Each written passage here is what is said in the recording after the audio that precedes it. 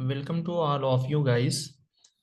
आज से जो है हम लोग एक नई सीरीज को शुरू कर रहे हैं। और इस सीरीज में जो है इससे हम लोग मिक्स यूनिट के जो है क्वेश्चन करेंगे, यानी सारी यूनिट के जो है क्वेश्चन हम लेंगे ताकि हमारी सारी यूनिट जो है वो रिवाइज हो सके। इससे पहले जो हमारी सीरीज चल रही थी वो हम यूनिट वाइज जो है उसके अंदर हम लोग क्वेश्चन को डिस्कस कर रहे थे। बट हम यहाँ पर अब सारी यूनिट के क्वेश्चन को जो है डिस्कस करेंगे। तो वीडियो हमारा बनाने का मकसद या रिकॉर्ड करने का मकसद यही है कि मैं वीडियो जो है ज़्यादा से ज़्यादा जो है शॉर्ट रखूं, ताकि आसानी के साथ जो है आप लोग वीडियोस को देख सकें और जो कुछ भी नए कंसेप्ट आपको मिले आप उसको जो है नोट कर सकें, अपने माइंड में उस चीज़ को आप रख सकें। ठीक है, तो चलिए।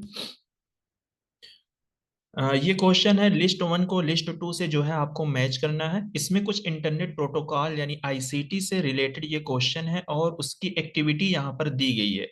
तो अगर आप ए को देखते हो तो ये है हाइपर टेक्स्ट ट्रांसफर प्रोटोकॉल।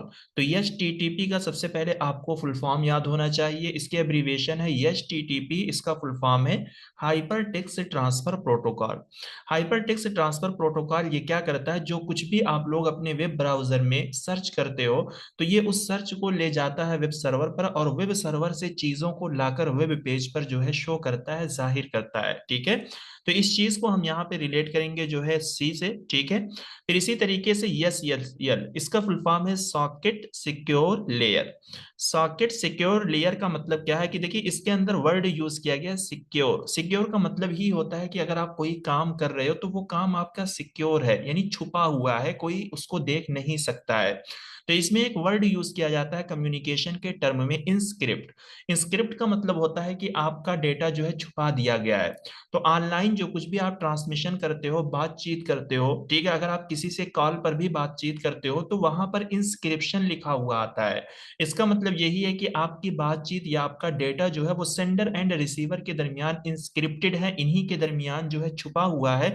कोई थर्ड पार्टी जो है उस चीज को नहीं सुन पा रही है या फिर नहीं ले पा रही है। फिर यहाँ पे एस एम टी पी, तो इसका फुल फॉर्म होता है सिंपल मेल ट्रांसफर प्रोटोकॉल। तो सिंपल मेल ट्रांसफर प्रोटोकॉल का मतलब क्या होता है कि आजकल जो हम लोग इंटरनेट कनेक्ट करके ईमेल को सेंड करते हैं, ईमेल को रिसीव करते हैं, तो ये किस चीज के जरिए होता है, ये इसी प्रोटोकॉल के जरिए होता है। ठीक है, S M T P protocol के जरिए ही जो है ईमेल को हम क्या करते हैं, सेंड करते हैं। एक होता है एफ टी पी, इंटरनेट पे जो हम फाइल को ट्रांसफर करते हैं, हमारे पास जो डॉक्यूमेंट्स होते हैं, जो फाइल्स होती हैं, उन फाइल को जो हम इधर उधर जो है ट्रांसफर करते हैं, सेंड करते हैं, भेजते हैं, तो वो किस प्रोटोकॉल की मदद से जो है वो फाइल ट्रांसफर होती है। तो वो आपकी होती है एफटीपी से, जिसका फुल फॉर्म होता है फाइल ट्रांसफर प्रोटोकॉल। ठीक है, तो इसका फुल फॉर्म है फाइल ट्रांसफर प्रोटोकॉल। तो इनके फुल फॉर्म भी जो है पूछे जाते हैं। ठीक है, इस तरीके से चीजें, और इनके जो फ्यूचर्स हैं, जैसे यहाँ पे जो है मैच द कॉलम में उनके फ्यूचर देकर क्वेश्चन पूछे गए हैं, तो इस तरीके से क्वेश्चन भी पूछे जाते हैं। तो ये सारी चीजें आपकी रिवाइज हो जाएंगी, इनको आप लोग माइंड में जरूर रखें। चलिए, कह रहे हैं a culture which is not touch by communication of alphabetic writing is known as a culture of. अब देखिए यहाँ पे आपको दिया गया है अल्फाबेटिक राइटिंग।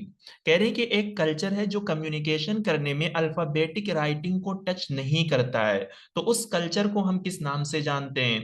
तो देखिए उस कल्चर को जो है हम प्राइमरी ऑरेलिटी के नाम से जानते हैं। प्राइमरी ऑरेलिटी जो है एक कल्चर होता है, ये लोग जो है क्या करते हैं, सिर्फ ऑरली कम्युनिकेशन करते हैं, सिर्फ जो है जुबान का इस्तेमाल करते हैं, बोलते हैं, इनके पास लिखने की या प्रिंटिंग वगैरह की जो है नॉलेज नहीं होती है। तो यानी ये राइटिंग का कोई भी कंसेप्ट लिखने वाला या प्रिंट करने वाला इनके पास नहीं होता है। ये लोग सिर्फ ऑरल कम्युनिकेशन करते हैं। Primary orality refer to the culture that have no knowledge of writing and printing, and where communication is purely through oral discussion and oral tradition.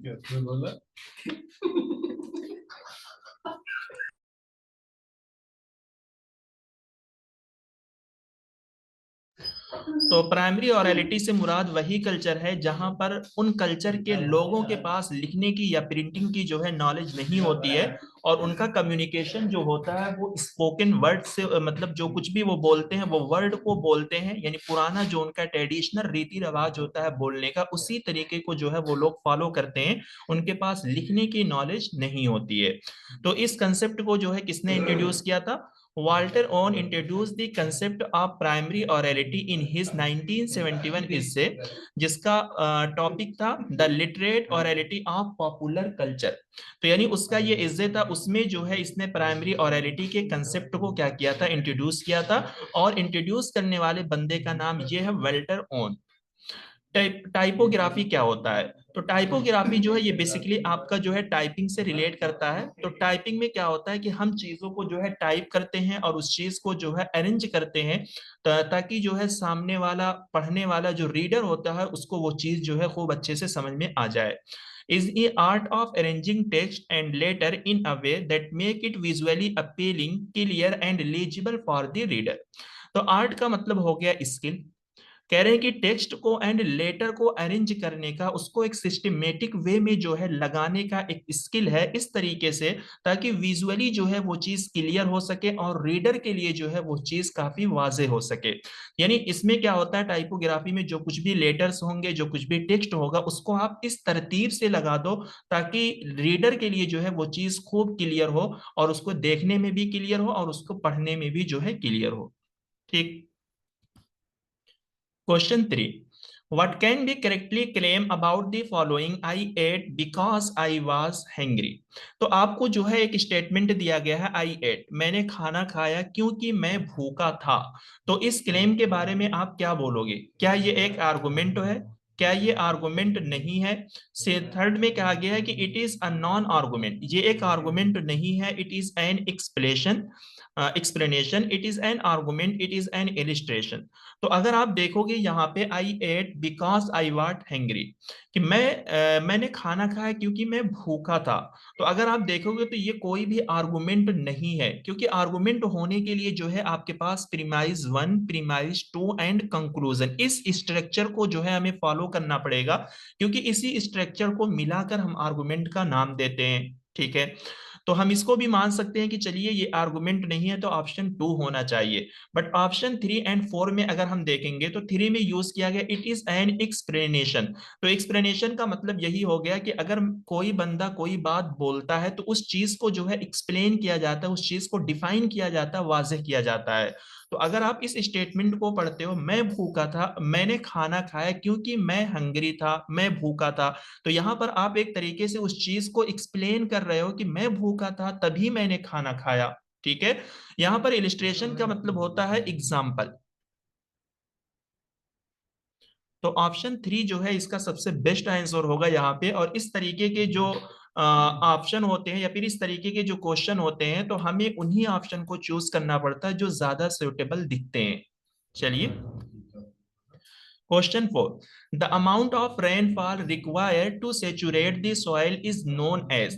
तो सेचुरेट का मतलब होता है कि गीला करना, ठीक है, भिगोना या किसी चीज को जो है तर करना। सॉइल का मतलब होता है मिट्टी। तो कह रहे हैं कि मिट्टी को गीले करने में या मिट्टी को भिगाने के लिए या मिट्टी को तर करने के लिए रेनफॉल की अगर रिक्वायरमेंट है, बारिश के पानी की अगर जरूरत है, तो उस प्रोसेस को हम किस नाम से जानते हैं? तो यहाँ पे हर एक टर्म को जो है हम समझेंगे। तो ऑप्शन थ्री जो है इसका सही आंसर है, सोयल मॉइस्चर डिफेक्ट।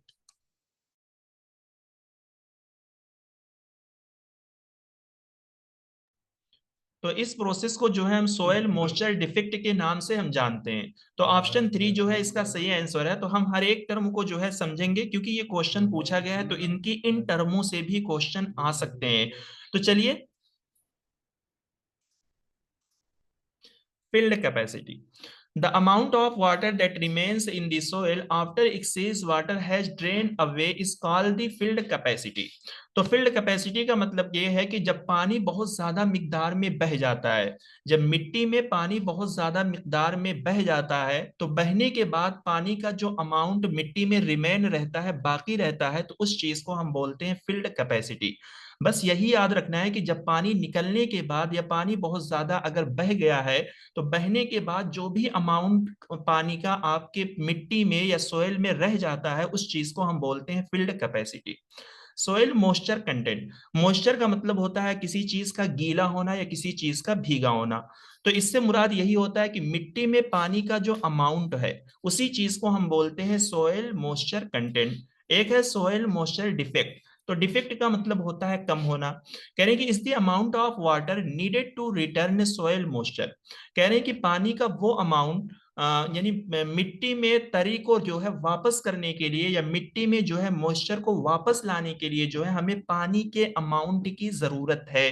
तो इसी चीज से जो है आपका क्वेश्चन पूछा गया, क्योंकि क्वेश्चन में यही कहा गया है कि अगर मिट्टी को हमें सेचुरेट करना है यानी मिट्टी को अगर हमें जो है मॉइस्चर करना है तो उसके लिए हमें रेनफॉल के रिक्वायरमेंट की जरूरत है, यानी पानी की जरूरत है। तो इसका मतलब यही है कि पानी के अंदर गीलापन कम है, पानी के अंदर नमी जो है कम है, तभी जो है हमें रेनफॉल की जो है रिक्वायरमेंट है। रेनफॉल हम बारिश के पानी को बोलते हैं। एक है विल्टिंग कोएफिशिएंट। विल्टिंग का मतलब होता है मुरझा जाना, यानी पेड़ पौधों की जो पत्तियां होती है वो मुरझाने लगती है। कह रहे हैं कि is the percentage of water content in soil when plant growing in that soil first become wilted and can not recover without additional water. कह रहे हैं कि जब प्लांट जो है मिट्टी में ग्रो होने से पहले ही वो मुरझाने लगते हैं और बगैर एडिशनल वाटर के वो रिकवर नहीं हो सकते। तो कहने का मतलब यही है कि यानी आपके सोयल में या आपके खेत में आपकी मिट्टी में जो है पानी की कमी होती है, जिसकी वजह से उस जमीन पर जो भी पेड़ पौधे होते हैं उनकी पत्तियां जो है विल्ट होने लगती हैं, मुरझाने लगती हैं।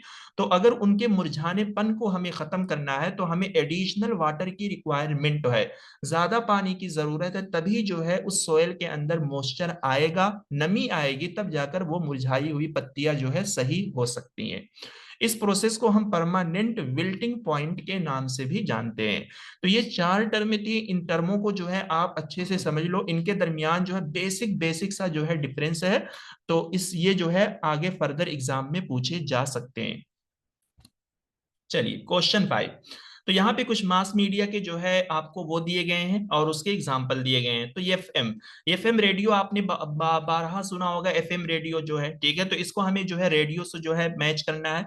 न्यूज़पेपर सीएनबीसी जो है क्या है, ये आपका एक न्यूज़पेपर है, ठीक है, इसको आप लोग देख सकते हो। फिर इसी तरीके से टीवी चैनल है, फिर इंटरनेट है। तो नहीं नहीं सॉरी, ये आपका है न्यूज़पेपर जो है, ये आपका द ट्रिब्यून। द ट्रिब्यून जो है ये पहले आपका वहां से निकलता था लाहौर, जो कि पंजाब में था उस टाइम पे, ठीक है। लेकिन अब जो है ये पेपर कहाँ से निकलता है, चंडीगढ़ पंजाब से निकलता है, ठीक है। और ये जो है एक इंग्लिश लैंग्वेज का पेपर है, यानी ये पेपर जो है वो इंग्लिश जुबान में जो है पब्लिश किया जाता है। बाकी टीवी चैनल है, इसी तरीके से इंटरनेट को जो है हम मैच करेंगे टू से, ठीक है। रेडिफ .com है, और टीवी चैनल जो है ये सीएनबीसी जो है आपका एक टीवी चैनल है। तो इससे जो है चीजों को आप रिलेट कर सकते हो। काफी अच्छा क्वेश्चन था, आसान क्वेश्चन था। द ट्रिब्यून पेपर के बारे में जो आपको नॉलेज मिली है, क्योंकि इनसे क्वेश्चन आते रहते हैं, ठीक है। तो आप इतना जरूर याद रखो कि जब ये निकलता था पहले, तो उस टाइम ये लाहौर पंजाब से निकलता था, जो कि आज ये आपका पाकिस्तान में है, लेकिन अब चंडीगढ़ पंजाब से ये निकलता है। Question 6, the main purpose of establishing television in India at the initial stage was. ठीक है, कह रहे हैं कि इंडिया में टेलीविजन को कायम करने का मेन पर्पस क्या था, यानी उसका बुनियादी पर्पस अगर हम देखेंगे, उसका बुनियादी मकसद अगर हम देखेंगे, इंडिया में टेलीविजन की स्थापना का क्या पर्पस था। तो न्यूज, इंटरटेनमेंट, एजुकेशन या साइंटिफिक डेवलपमेंट। तो अगर आप देखें वो ये देखोगे इन ऑप्शन में सबसे सुटेबल ऑप्शन जो है ऑप्शन 3 है, यानी education and awareness among rural population. तो रूरल मींस जो देहात के लोग होते हैं या देहात के आसपास की जो पॉपुलेशन है, उनमें हमें अवेयरनेस लाना है, जागरूकता लाना है, यानी हमें उनके अंदर एजुकेशन एंड जागरूकता उनके अंदर हमें लाना है। तो अगर आप आज के इस दौर में आप देखो, आज के इस मॉडर्न दौर में अगर आप देखोगे, तो टेलीविजन के जरिए जो है आपको नॉलेज दी जा रही है। रूरल के बच्चे जो है वो टेलीविजन का इस्तेमाल करके, इंटरनेट, मोबाइल का इस्तेमाल करके जो है वो क्या कर रहे हैं, एजुकेशन ले रहे हैं, और वो पूरे वर्ल्ड की खबरें जो है ले रहे हैं, ठीक है। तो ऑप्शन 3 जो है इसका सही आंसर है। तो आज की क्लास को जो है यहीं पे खत्म करते हैं। तो अगर क्वेश्चन से रिगार्डिंग कोई भी आप लोगों को डाउट है, क्वेश्चन के मुतालिक कोई भी डाउट है, तो आप लोग कमेंट बॉक्स में जरूर पूछें, ठीक है।